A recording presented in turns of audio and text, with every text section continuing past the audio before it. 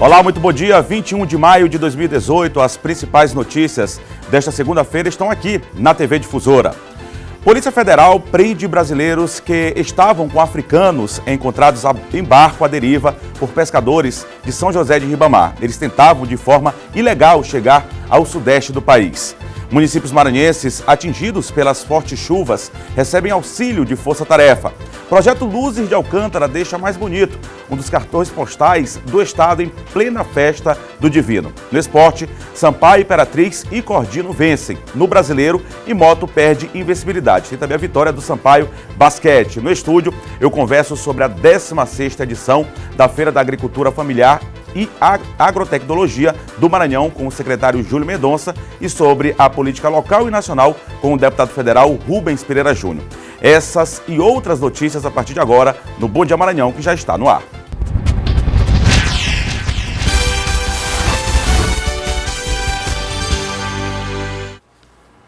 São 7h01, uma ótima segunda-feira, um ótimo começo de semana a todos que acompanham a gente aqui pela TV Difusora, o Bom Dia Maranhão. 7h01. A Polícia Federal prendeu 2 brasileiros por imigração ilegal. Eles foram encontrados por pescadores de São José de Ribamar com 25 africanos em um barco à deriva no litoral maranhense. O grupo saiu de Cabo Verde, na costa da África, e estava há 35 dias no oceano.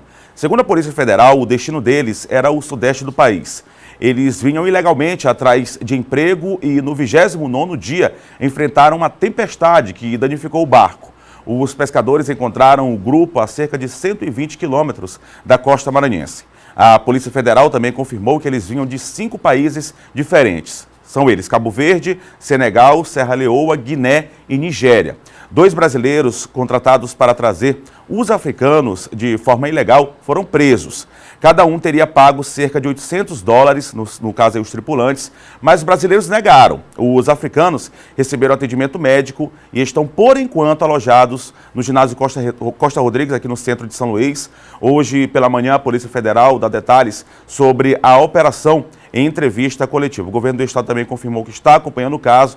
A Marinha Brasileira, por meio da Capitania dos Portos, também está acompanhando o caso aí desses tripulantes que vinham aqui para o sudeste do país e, nesse caso, foram resgatados e trazidos aqui para o estado do Maranhão. Mais detalhes, como eu disse, numa coletiva que vai ser realizada na manhã desta segunda-feira.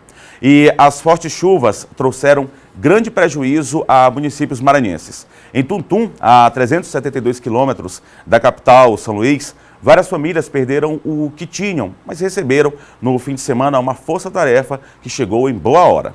Em vários pontos da cidade de Tuntum, ainda é possível ver a destruição causada pelas fortes chuvas do mês de abril. A cidade é uma das 17 que decretaram estado de emergência no Maranhão após os alagamentos e que estão sendo contempladas pelo programa Cheque Minha Casa, que garante aos desabrigados uma carta de crédito de até R$5.000. A finalidade é que as 751 famílias afetadas possam comprar móveis e materiais de construção para recomeçar as suas vidas. Seu Alonso, de 62 anos, é um dos sobreviventes. Ele conseguiu escapar da enxurrada com a esposa e um cachorrinho de estimação. O programa de assistência é uma novidade para ele, que já conseguiu superar as perdas em 4 enchentes. Quando foi 3 da manhã, foi a questão de 23 minutos para alagar, para nós sair de casa, uma velhinha e uma cachorrinha que eu crio com água já bem aqui. Se não fosse o estado com aqueles muros muito fortes, tinha levado mais ou menos umas 50 casas. Aqui no povoado Belém, no município de Tuntum, além de garantir assistência social, o governo do estado está trazendo ações do programa Mais Asfalto, que devem melhorar a mobilidade dessas pessoas e, por fim, de uma vez por todas, as traumáticas estradas de Pissarra. Hoje, para se deslocar do povoado até a sede do município, os moradores gastam, em média, 1h30, cerca de 50 minutos em uma estrada sem asfalto, se arriscando muitas vezes em cima de caminhonetes improvisadas e cobertas por uma nuvem de poeira.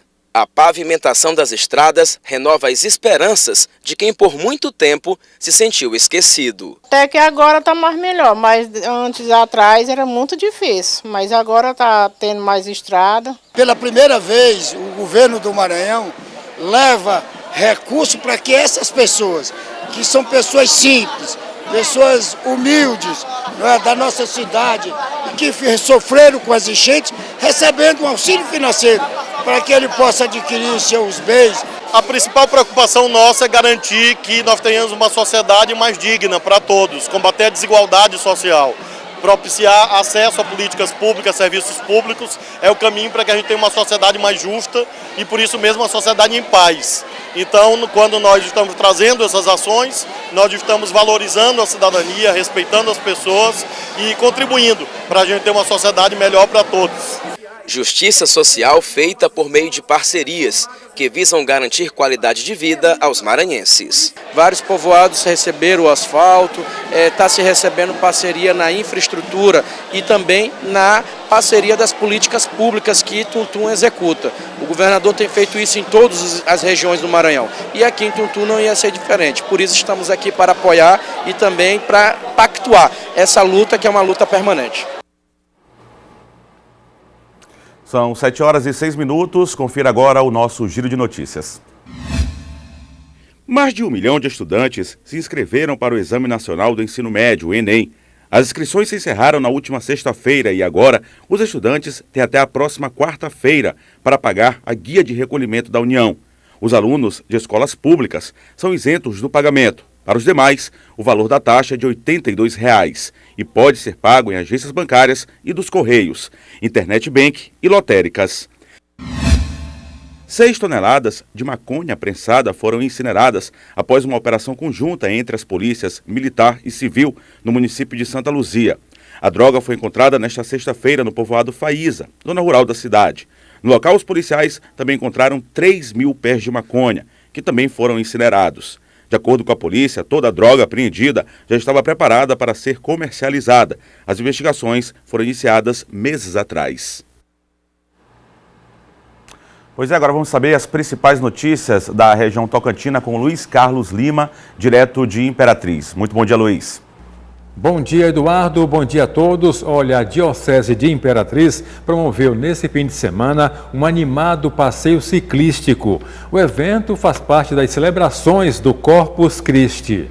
O passeio é considerado o maior da região tocantina, porque reúne centenas de grupos de ciclistas amadores e profissionais em prol de uma única causa.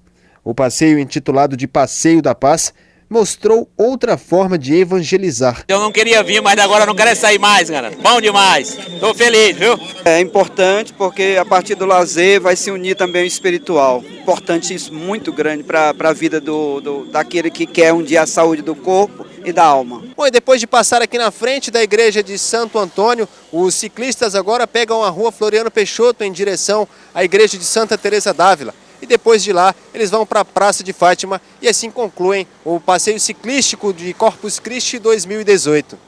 E o comércio de Imperatriz já começa a se preparar para o Dia dos Namorados. No calendário anual, essa data é considerada a terceira mais lucrativa. O 12 de junho traz muitas simbologias, inclusive para o comércio, ficando entre as 3 melhores datas para vender, atrás apenas do Natal e do Dia das Mães. O período movimenta de 15% a 40%, dependendo do segmento. De acordo com uma pesquisa sobre intenção de compras realizada pela FEComércio, 25,1% dos consumidores pretendem gastar no Dia dos Namorados de R$100 a R$200 com o presente e 22,6% vão gastar um pouquinho mais, de R$200 a R$500. Entre as opções, o ramo de perfumaria tem se destacado. O perfume, ele não é só um aroma, uma fragrância. E um perfume também pode ter histórias, lembranças, né? Então, o perfume, ele também, essa qualidade, né, de poder também fazer recordações. Então, dar um perfume de presente é também fazer com que a pessoa se lembre daquele momento e da pessoa que o presenteou também. O casal tem a opção de escolha e os comerciantes apostam em promoções, parcelamentos, tudo para atrair em 2018 a clientela. Além do perfume, joias são bem procuradas. Nós já estamos com uma variedade de produto em promoção, como relógios, corrente com pingente e tudo com um preço que cabe no bolso de qualquer pessoa. A expectativa de faturamento em território nacional é superior a R$1 bilhão. Por hoje é só, a gente volta com você, Eduardo, desejando uma excelente semana a todos. Ok, Luiz, muito obrigado para todos nós. Agora são 7h10 e a partir de amanhã acontece a 16ª edição da Feira da Agricultura Familiar e Agrotecnologia do Maranhão, a Agritec. Lago da Pedra é o município que desta vez vai receber a feira. Para falar sobre o assunto, eu recebo aqui no estúdio o secretário de Estado de Agricultura Familiar, Júlio Mendonça. Muito bom dia, secretário. Bom dia, tudo bem? Tudo bem, obrigado pela sua presença aqui, secretário. Vamos começar falando, é a 16ª edição. Queria que o senhor fizesse um balanço das edições anteriores, já das feiras que foram realizadas em vários municípios já aqui do estado do Maranhão, né? A Agritec ela teve início em São Bento, ainda em 2014, com um projeto diferenciado de agregar tecnologia, juntar os movimentos sociais, com as universidades, com os bancos, no mesmo ambiente, justamente propiciando à agricultura familiar alternativas de comercialização, de troca de experiências através da parceria com a Embrapa, o EMA e demais entidades que compõem assim os serviços da agricultura familiar. Nós entendemos como extremamente positivo, foi assim, a determinação do governador Flávio Dino, que buscando um projeto alternativo às grandes feiras como a Expoema, que são importantíssimos para o agronegócio, mas que tinham assim, um vazio devido à falta de estar mais perto dos agricultores com as entidades. Então a Agritec ela tem um caráter itinerante, nós já percorremos 15 municípios em várias regiões, principalmente aqueles municípios grandes, mas também municípios pequenos, onde geralmente a agricultura familiar tem um potencial, mas nunca houve nenhum tipo de atividade, como por exemplo Cururupu. Cururupu nunca teve nenhuma feira, imagina só.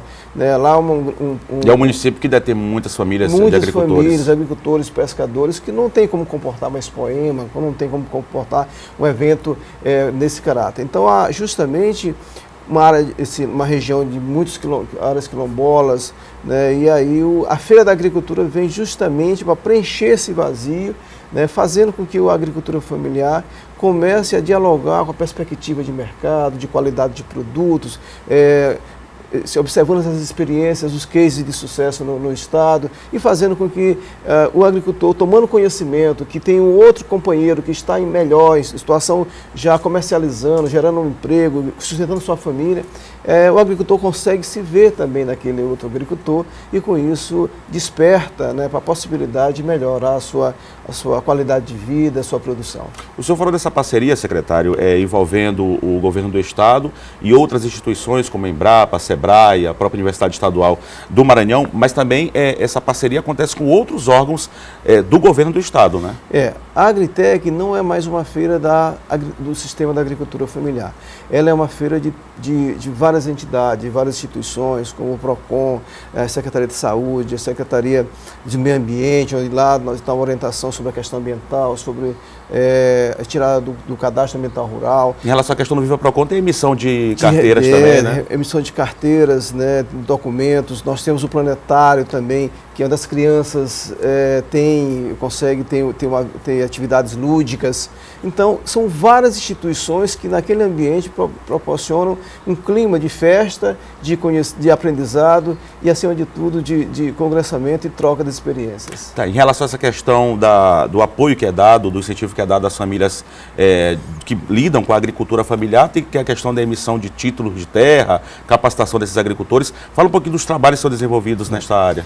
Nós, do Sistema da Agricultura Familiar, nos preparamos muito para esses dias. Por exemplo, amanhã, lá em Lago da Pedra, nós vamos ter o ITERMA emitindo vários títulos, porque é uma feira que nós buscamos dar um caráter territorial. Ela acontece no município com o Lago da Pedra, mas compreende todo o Médio Mearim. Então, nós vamos ter distribuição de títulos de terra para várias entidades. Nós vamos também ter ações voltadas, por exemplo, como no acúmulo de água, cisternas, barreiros, para vários municípios. Nós vamos ter os bancos lá financiando através do programa do PRONAF, várias instituições também. Então, é uma feira territorial. né, onde a gente vê, identifica as potencialidades, né, e os entraves da agricultura do território, e aí a gente começa a focar a capacitação e as nossas ações direcionadas para que aqueles agricultores não passem só por ali e depois continuem do mesmo jeito. Já é possível notar, secretário, o desenvolvimento? Sim, na olha, área? geralmente nós temos a preocupação, inclusive o governador Flavinho tem a preocupação já de não só fazer com que aquela feira seja só daquele dia, a gente possa deixar ali rastros de conhecimentos, onde a gente possa deixar ali, geralmente a gente inaugura algumas agroindústria, como aconteceu em Mangabeira, nós inauguramos uma agroindústria de polpa, de fruta. Lá em Lago da Pedra agora tem várias atividades que estão acontecendo, principalmente o processo de capacitação, né, de organização das entidades. Então ali a gente assume o compromisso com a região, no sentido de fazer com que a região possa se desenvolver de uma forma mais direcionada com as ações do governo do Estado. É bom para as famílias e é bom para a economia do Estado, né? Com certeza, você tem uma ideia, nosso grande desafio hoje é que a Agritec possa coroar esse momento da agricultura familiar, onde nós possamos ver a agricultura familiar não como um fator social, de dependência social, mas sim transformar o agricultor num agente de desenvolvimento com a perspectiva de criar uma nova matriz de desenvolvimento econômico, a terceira matriz de desenvolvimento econômico do Estado. Tá ok. Muito obrigado pela sua presença aqui, secretário Júlio Mendonça. Eu que agradeço. Muito obrigado. Ok, muito obrigado e bom evento lá no município de Lago da Pedra. Agora são 7h17 e no próximo bloco eu recebo aqui no estúdio o deputado federal Rubens Pereira Júnior. E mais, o governador Flávio Dino empossa novo secretário do Trabalho e Economia Solidária. Assunto para John Coutrinho no nosso quadro de política. 7h18. O Bom Dia Maranhão volta já.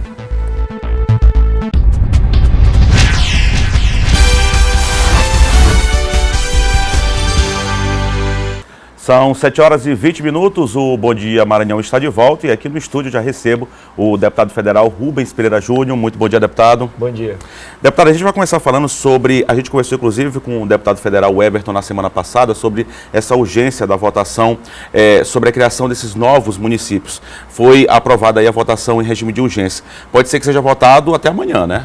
Exatamente. Ainda em 97, a Constituição Federal foi emendada determinando que o Congresso Nacional irá fixar os limites para a criação, fusão, incorporação e desmembramento de municípios. Então nós estamos devendo desde 97 essa regulamentação. O Supremo Tribunal Federal, já julgando uma ação, disse: Legislativo, vocês estão atrasados, regulamentem, definam os critérios. E só agora, depois de tanto tempo, finalmente, a Câmara aprovou a urgência para se apreciar essa matéria e deve ser votada no dia de amanhã. Qual a sua opinião, deputado, em relação a esse projeto? O que é ruim não é criar municípios. O que é ruim é a farra de criação de municípios. Muitos municípios foram criados sem ter a mínima condição de serem cidades. E esse projeto vai justamente impedir. Então o projeto fixa números objetivos, como por exemplo no Maranhão, o município a ser criado ter 12 mil habitantes, portanto maior do que muitos municípios já existentes no dia de hoje. Tem que ter viabilidade econômica, tem que ter um estudo de viabilidade municipal para saber se o município tem condições efetivas, se não prejudica muito o município mãe, para que dessa forma a Assembleia Legislativa decida se deve ser criado ou não. Quem vai criar ou não o município é a Assembleia. Esse é um assunto de pauta do Estado, dos municípios. Nós temos apenas que definir os critérios. Então a Câmara acerta quando define os critérios para evitar qualquer farra de criação de municípios. Deputado, o que eu acho que é mais importante aí são os políticos pensarem se de fato isso vai garantir desenvolvimento e uma vida melhor para as pessoas, né? Os municípios que foram emancipados em 96 no Maranhão estão hoje muito maiores do que aqueles que não foram emancipados. Então, definitivamente, a emancipação traz desenvolvimento. Temos alguns casos no Maranhão, um estado grande como o nosso, que tem povoados que têm 100 quilômetros de distância da sede. Então não é um capricho de um movimento de uma localidade, é de fato uma necessidade geográfica, populacional, até para que os serviços públicos cheguem lá. Esse projeto não aumenta a despesa, não terá criado nenhum novo cargo nesse momento e ele apenas fixa as regras para eventualmente se criar lá na frente. Quem vai decidir em último grau é a população, porque é exigido também a realização de um plebiscito para criar ou não um município. Deputado, agora nesse final de semana, mudando de assunto, o senhor participou do Diálogos pela Maranhão, que o governo do estado tem dialogado com a população sobre as mais diversas áreas em vários municípios maranhenses, inclusive já aconteceu aqui na capital São Luís, o senhor esteve presente, vários políticos participam desse Diálogos pelo Maranhão. O senhor acha que é uma medida importante? Sim, esse é um evento do PCdoB, criado pelo então pré-candidato a governador do Maranhão, Flávio Dino, lá em 2013 ainda, antes da eleição passada, que tem o objetivo de dialogar, de conversar, de receber sugestões, reclamações, críticas, opiniões sobre o que nós queremos para o estado do Maranhão. Então o objetivo disso é fazer um grande debate em todo o estado. Tivemos já a etapa de São Luís. Este final de semana... O senhor também esteve presente daqui de São Luís. Eu não tive presente, eu estava com o evento no interior, mas esse final de semana eu participei do evento em Timon, teve também Imperatriz, e o objetivo é que nós possamos debater todo o estado do Maranhão em todas as áreas. Para quê? Para isso ser acrescentado no plano de governo, que será registrado no TSE. Todo candidato a prefeito e a governador tem por obrigação de registrar no TSE, registrar o seu plano de governo, para dizer o que você quer fazer quando ganhar a eleição.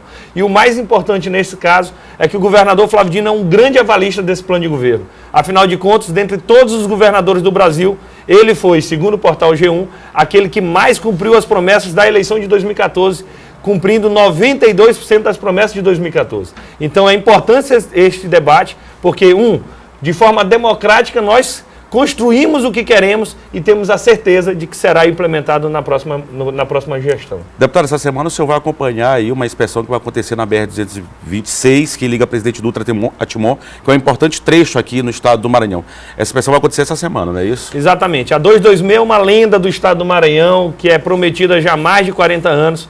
Me lembra muito a duplicação do Campo de Peris da 135, que todo mundo dizia vai acontecer e não acontecia.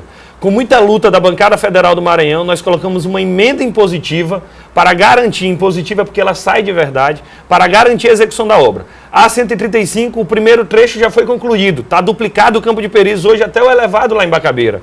Tem o trecho 2 e 3, que vai até o entroncamento e depois vai até Miranda. O dinheiro também já está garantido, já tem contrato, já tem empresa contratada, já começaram-se as obras. Pararam agora por conta da chuva. A 226 também, já tem o orçamento garantido pela bancada federal, mas infelizmente a empresa que está executando a obra está muito lenta. Até aqui foram 7 quilômetros asfaltados praticamente de 100. Nesse ritmo eles vão demorar mais ou menos de 25 a 30 anos e nós não podemos esperar. É uma emenda da bancada do Maranhão, portanto é do povo do estado do Maranhão. Nós temos que fiscalizar severamente e é por isso que vem a Comissão de Fiscalização e Controle da Câmara para acompanhar de perto a execução dessa obra. Tá, deputado, só para a gente encerrar, como é que o senhor tem acompanhado aí esse trabalho que é feito pela esquerda, já pensando nas eleições deste ano? Nós temos uma tese, a tese de que o nosso campo político tem que marchar unido. Nós ainda não temos candidatura. Se o presidente Lula puder ser candidato, ele hoje lidera as pesquisas de intenção de voto no país. Se ele não puder ser candidato, nós ainda assim defendemos que nós tenhamos um candidato único. O governador Flávio Dino, por exemplo, propôs que este candidato fosse quem lidera hoje as pesquisas no nosso campo político, por exemplo, o ex-governador Ciro Gomes, do Ceará, para que dessa forma, juntando PDT, PCdoB, PT, PSB, os partidos do campo progressista, os partidos que são contra o Temer, nós tenhamos certeza de que nós estaremos no segundo turno. Tá ok. Muito obrigado pela sua presença aqui no Bom Dia Maranhão, deputado Rubens Pereira Júnior. Eu que agradeço. Muito obrigado, deputado. E agora são 7 horas e 26 minutos. O número de crianças e adolescentes adotados no Brasil tem aumentado nos últimos anos. Mas no Maranhão, esse ainda é um grave desafio. Um evento realizado aqui na capital São Luís debateu o tema e reuniu interessados no assunto. Depois de 5 anos casados, Elise e Ernesto decidiram ter filhos. Foi aí que chegaram João Gabriel aos 3 dias de vida e depois Berenice, aos 10 meses. Hoje as crianças têm 4 e 5 anos. Os dois são frutos da adoção. A gente, como vários outros casais, começou tentando pela via natural. Só que quando a gente não conseguiu, a gente foi direto para adoção. Isso já era uma coisa que a gente tentou também, através de inseminação, não conseguiu. E fomos para adoção. Era uma coisa que para a gente era normal. A gente tem nas nossas famílias outras histórias de crianças adotadas. Então, para a gente foi um caminho muito natural. Para que esse momento em família, regado a carinho e atenção, pudesse acontecer, o casal precisou esperar um pouco mais de um ano. Tempo suficiente, segundo Ernesto, que abraçou a paternidade dos filhos, gerados pelo coração. Foi uma experiência bem tranquila, porque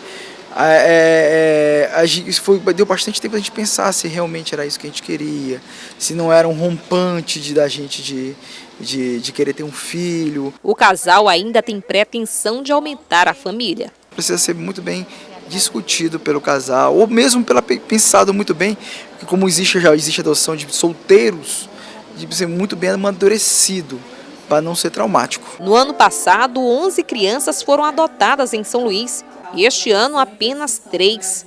O problema, segundo o psicólogo e teólogo Luiz Schettini, não é a demora na fila de espera, mas o desejo por filhos com menos idade. Ainda persiste muito a ideia de que é bom adotar uma criança de pouca idade, de preferência recém-nascida. Até umas 2 décadas atrás, o perfil era esse. Quem queria adotar filhos queria uma menina recém-nascida de pele branca. Isso já está mudando bastante. Para adotar, são inúmeros os desafios enfrentados tanto por pais quanto pelos filhos. O assunto foi tema deste encontro, promovido pelo Grupo de Apoio à Adoção, que teve como convidada a especialista no assunto, Suzana Schettini. O evento propõe trazer à luz o tema, colocar em tela este tema como está sendo, graças a Deus, digamos, a grande contribuição dos veículos de comunicação, que se fale sobre adoção. É um tema ainda revestido de preconceito, de mitos, crenças sociais, obscuridades, que precisa ser exposto, aprendido, compreendido pela população.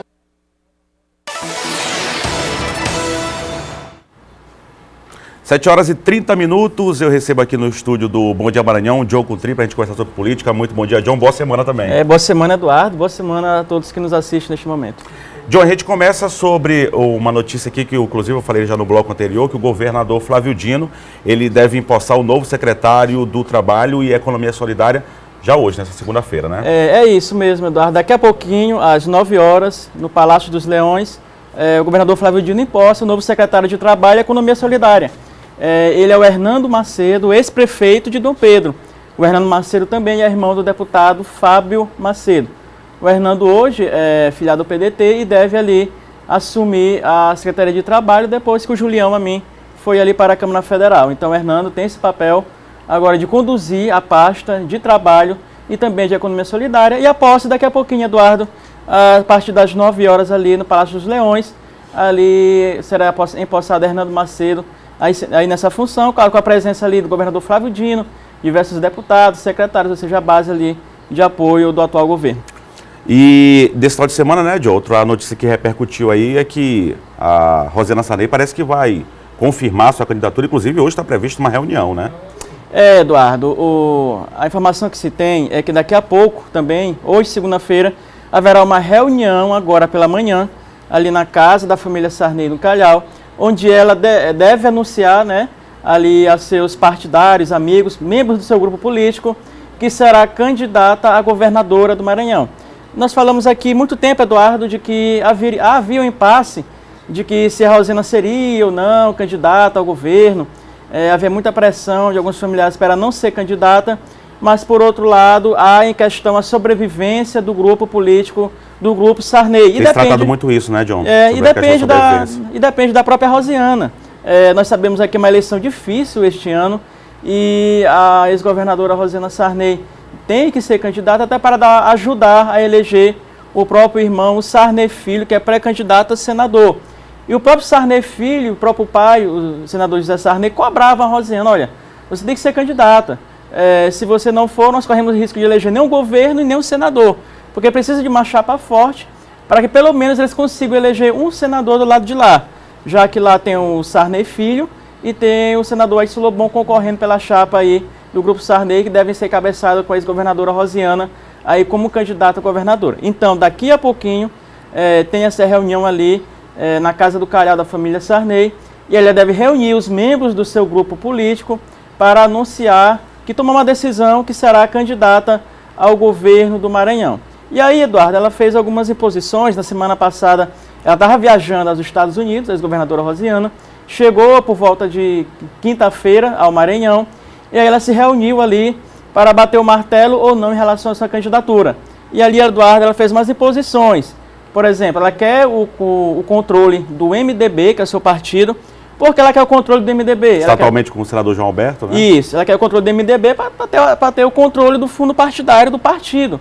Ou seja, a Rosiana, ela precisa, claro, de estrutura partidária, de estrutura política e estrutura financeira para ser candidata ao governo.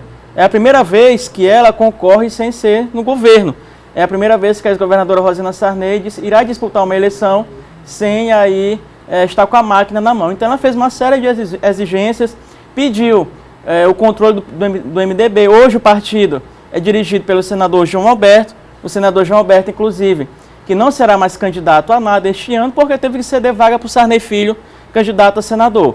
E aí ela já quer tirar também o MDB do controle do João Alberto e para conduzir o partido, conduzir o fundo partidário, ter a garantia de que terá o recurso em mãos para ser candidata a governadora. Então ela fez essa exigência e também, claro, ajuda do presidente Michel Temer. O ex-senador José Sarney viajou a Brasília, ali no sentido de articular a ajuda do presidente Michel Temer à campanha da Rosiana aqui no Maranhão. Agora, o curioso é que aqui no Maranhão, a Rosiana, o Sarney, o Grupo Sarney, eles, de forma alguma, eles anunciam que são aliados do presidente Michel Temer. O grande problema é a rejeição também do presidente Veta hoje, né? A pesquisa também divulgou que a pré-candidata Rosiana também é que é mais rejeitada dentro da pesquisa, a última que foi divulgada, né, Diogo? E aí, atrelado isso, a rejeição do Temer, ficaria muito ruim para a ex-governadora Rosiana Sarney. Além, claro, disso, dessas imposições que nós falamos, ela também pediu que fizesse o grupo midiático da família dela também aumentasse, né, a carga em relação ao governador Flávio Dino, no sentido de desgastar a imagem do Flávio Dino. Nas próprias pesquisas internas do Grupo Sarney, apresentadas a Rosiana Sarney, o Flávio Dino também lidera as pesquisas internas dele. Então, por isso que ela também fez essa exigência de que ela quer que se haja um desgaste maior do grupo midiático dela em relação à imagem do Flávio, no sentido aí de que ela possa subir nas pesquisas, até diminuir a rejeição dela.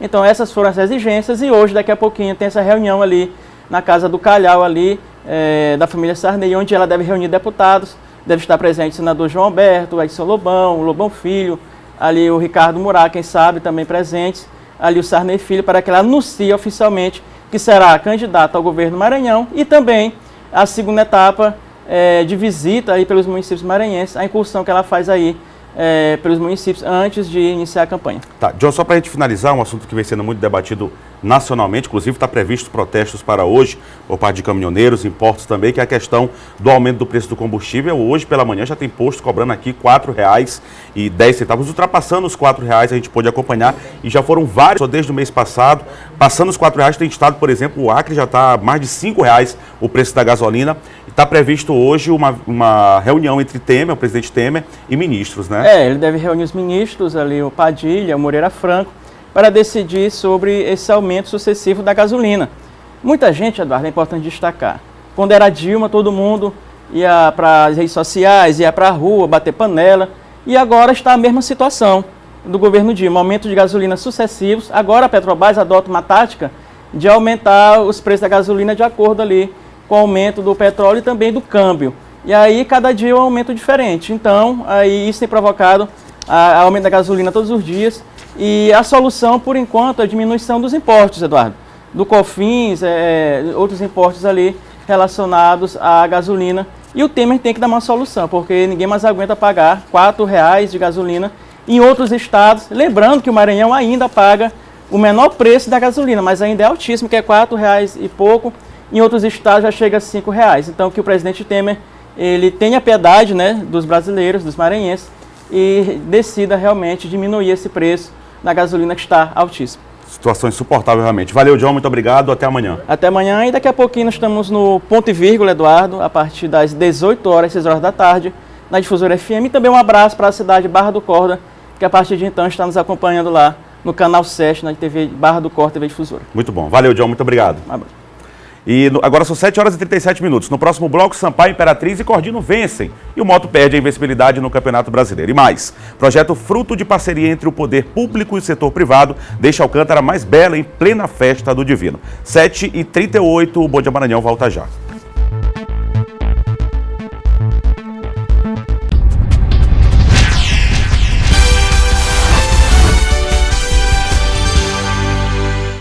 Bom Dia Maranhão de volta agora para falar de esporte.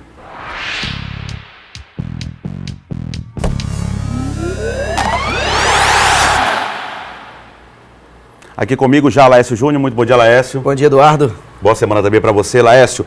Começar falando do Moto, que perdeu aí a invencibilidade, mas continua ainda bem no campeonato, está classificado, né? O Moto está classificado. Dos que podiam perder na rodada do final de semana, digamos que o único que podia era o Moto e acabou sendo derrotado pelo Sparta num jogo onde saiu perdendo por 1-0, virou para 2-1 e acabou tomando a virada. O Sparta foi a 5 pontos, o Moto continua líder com 10 e joga no final de semana contra o Açu, que está eliminado já nesse grupo do Motoclube na Série D. No outro jogo, o Altos do Piauí venceu por 2-0 o Açu, foi a 8 pontos e na última rodada vai tentar buscar a primeira liderança, que é do Moto. Se o Moto vencer, confirma a liderança, vai a 13 pontos. O Altos joga em casa, vai enfrentar a equipe do Sparta, que ainda sonha com a classificação. Vai ser uma luta direta pela outra vaga, caso haja nesse grupo do Papão do Norte. O Cordino jogou em casa contra o Interporto, venceu por 2-1, só que continua em segundo com 8 pontos, porque no outro jogo do grupo, o Ferroviário venceu em Teresina, 4 de julho de Piripiri, por 1-0. Na última rodada, o Cordino joga em Fortaleza contra o Ferroviário. Já em Imperatriz, o Cavalo de Aço voltou a vencer e nova goleada, jogando no Frei Epifânio, com apoio da torcida, ao comando do técnico Marcinho Guerreiro. E o Imperatriz não perdeu tempo. Logo aos 9 minutos, Eloir chutou forte e Evandrísio defendeu, mas a bola sobrou para Canu, que chutou no canto esquerdo do goleiro do Belo Jardim. Imperatriz 1-0. O Belo Jardim assustou um pouco, mas neste lance quase fez o gol com o Tarcísio, que acertou a trave. E aos 34 minutos, novamente a estrela do atacante Júnior, Chicão, brilhou. O artilheiro chegou bem na área, recebeu o lançamento de Eloir e de cabeça fez o segundo gol do Cavalo de Aço. Kaká entrou no segundo tempo no lugar de Adalto, aproveitou o erro defensivo do Belo Jardim, avançou, tirou o goleiro Evandrísio da jogada e bateu para o fundo do gol. Com 3-0, o Belo Jardim se segurava lá atrás e pouco arriscou no segundo tempo. Até que aos 40 minutos, Vanderlei recebeu a bola cruzada por Kaká e bateu no canto esquerdo do goleiro. E foi só 4-0 Imperatriz, mais uma goleada e fim de jogo. Nos últimos 2 jogos foram 4 gols marcados e nenhum sofrido. O próximo jogo é o último da rodada. O Imperatriz vai para o Rio Grande do Norte enfrentar o América de Natal. E assim, se vencer, vai concretizar a sua classificação e o primeiro lugar do grupo. Mais uma vitória maiúscula, mas mérito dos jogadores, né? Mérito deles porque tiveram hombridade, tiveram competitividade para chegar e conseguir fazer esse placar. Agora é ter tranquilidade, pés no chão, para a gente trabalhar para mais uma vitória contra o América. Tá aí o Marcinho Guerreiro, que mudou a cara do time do Imperatriz. O Imperatriz não conseguia vencer, agora já consegue a segunda consecutiva jogando no Frei Epifânio. 2 goleadas por 4-0. Imperatriz próximo da classificação e vai agora decidir fora de casa na última rodada, tentando resultado positivo. Amanhã vamos fazer um balanço completo da situação dos maranhenses na Série D do Campeonato Brasileiro. E agora o assunto é a B. O tricolor venceu, empurrou o adversário para a zona do rebaixamento e saiu dela com uma grande vitória, num lugar onde até Internacional e Grêmio têm dificuldade para vencer, que é lá em Pelotas, jogando no Bento de Freitas contra o Brasil. Veja como foi. Sampaio e Brasil de Pelotas jogando no estádio Bento de Freitas. O Brasil tentando se recuperar na competição e próximo da zona do rebaixamento. O Sampaio tentando sair dela. E o primeiro tempo é de domínio da equipe maranhense. O Sampaio cria as melhores oportunidades e marca com Fredson de cabeça. Ele manda no canto, sem chance de defesa para o goleiro Marcelo Pitol. 1-0. As chances para o tricolor seguem aparecendo. E o segundo gol vem nesta vacilada do zagueiro Everton. Ele tenta cortar o cruzamento de Bruno Moura, mas marca contra. 2-0 Sampaio no primeiro tempo. Na segunda etapa o Brasil volta melhor, tem domínio do jogo, mas marca apenas uma vez. Éder Ciola, ex-jogador do Sampaio. Ele diminui, e é só. O Sampaio Corrêa sobe para a 13ª colocação, indo para 7 pontos na tabela de classificação da Série B e saindo da zona do rebaixamento. Quem entrou nela e agora ocupa a posição que era do Sampaio, a 17ª, é o Brasil de Pelotas, que perde em casa. E a liderança é do Fortaleza do Rogério Ceni. Veja os gols da Série B. O Guarani saiu na frente do Goiás com Anselmo Ramon. Madison empatou para os goianos aos 47 minutos do segundo tempo. O Goiás segue na zona do rebaixamento. Gustavo Ferrarez fez 1-0 Figueirense contra o Fortaleza. Bruno Melo empatou para os cearenses. Edinho virou o jogo ainda na etapa inicial, 2-1. No segundo tempo, Edinho marcou o gol que colocou o Fortaleza na liderança isolada da Série B. Final, Fortaleza 3, Figueirense 1. Em Campinas, Paulinho fez Ponte Preta 1-0 no Atlético Goianiense. Júlio César empatou no segundo tempo. A virada vem com Rômulo. E Júlio César, de cabeça, marca mais um e faz o gol da vitória do Atlético. 3-1 em pleno Moisés Lucarelli em Campinas. Em Belém, Diego Oliveira fez 1-0 São Bento de Sorocaba. O empate do Paysandu veio com um pênalti aos 45 do segundo tempo. Cassiano cobrou e manteve o Paysandu no G4. Final 1-1. Quem também está no G4 é o CSA. Niltinho fez 1-0 no Paraná contra o Londrina. Lucas Costa empatou para os donos da casa. No início do segundo tempo, Michel Douglas marcou o gol da vitória do CSA. Terceiro colocado com 15 pontos. A invencibilidade do Vila Nova foi quebrada pelo Oeste. Bruno Lima de cabeça e Mazinho marcaram os gols da vitória por 2-0. O Vila segue em terceiro lugar. Em Minas, tropeço do Coritiba que saiu do G4. Kaique fez 1-0 para o Lanterna Boa Esporte. Bruno Moraes evitou a derrota do Coxa. Final 1-1. Resultados. Pois é, tá aí os gols lá da Série B do Campeonato Brasileiro, todos os gols aí você pode acompanhar. Agora, aqui no Bom Dia Maranhão, a gente fala de Copa do Nordeste. Copa do Nordeste. Oferecimento. Cred Shop. Mais conquistas na sua vida. E Mateus. Somos um só coração. Pois ela é essa semana decisiva aí para 4 times, incluindo o Sampaio. Com certeza, incluindo o Sampaio Correia. Amanhã tem ABC enfrentando Santa Cruz. Primeiro jogo, ABC venceu por 1-0 jogando em Natal. E na quinta-feira o Sampaio encara o Vitória, pode perder até por 2-0, que garante a classificação para a próxima fase do Nordestão. Pois é, ainda falando de Sampaio, basquete agora, excelente vitória das meninas, não é isso, Laércio? E olha, que sufoco, Eduardo Ericeira. Vamos mostrar algumas imagens aí do basquete do time do Sampaio Correia, que ontem, no último segundo, estava vencendo por 1 ponto a equipe do Campinas Veracruz, jogando no ginásio da Ponte Preta. Uma cesta de 3 da Leila colocou o Sampaio Basquete em vantagem. Sampaio passou a ter 3 pontos. Depois essa vantagem caiu para 2 pontos com a posse de bola para o Campinas. O Sampaio conseguiu bloquear e garantiu uma grande vitória por 56-55. Com esse resultado, o tricolor joga amanhã, 7 da noite. Se vencer, vai precisar apenas de uma vitória nos 2 confrontos que estão agendados para cá, para São Luís, para conquistar o título de campeão, aliás, bicampeão da LBF. Tá ok, muito obrigado, Laércio. Um abraço, Eduardo. Tá ok, até amanhã. São 7h49 agora e uma parceria entre o poder público e a iniciativa privada está deixando mais belo um dos cartões postais aqui do estado. E o momento não poderia ser melhor. Em plena festa do Divino, Alcântara ganhou um brilho especial. História, tradição e religiosidade. Os elementos que tornam Alcântara um local único ganharam mais um reforço no último sábado. No auge da festa do Divino Espírito Santo, a Igreja de Nossa Senhora do Carmo foi o ponto escolhido para o pontapé inicial do projeto Luzes de Alcântara. A iluminação daqui sempre foi precária, né? E aí é uma esperança mais para uma cidade como Alcântara, que é conhecida, digamos até ser mundialmente.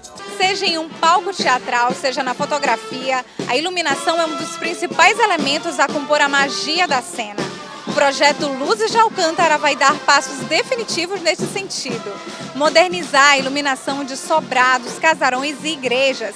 Herança colonial que resiste à ação do tempo. Por ser um município histórico, tombado pelo patrimônio histórico, pelo IFAM, a gente entendeu da importância de melhorar a iluminação pública. Então, serão mais de R$1 milhão investido em todo o município. E além da iluminação pública das ruas, nós vamos fazer a iluminação artística de alguns monumentos históricos. Estamos entregando hoje, é o pontapé inicial da Igreja Nossa Senhora do Carmo, mas vamos também fazer da Câmara, vamos fazer do Pelourinho, da Praça Matriz e uma série de outros pontos. A cidade de Alcântara é tombada pelo governo federal, pelo IFAM, desde 1948. E a gente tem certeza que com essa iluminação a história de Alcântara se abrilhantará muito mais. Nos próximos 6 meses, quem passar pelas ruas de Alcântara vai ter que se adaptar à mudança de cenário. Os postes antigos serão revitalizados e as lâmpadas amarelas serão completamente substituídas por lâmpadas de LED, o que representa uma enorme economia para o município.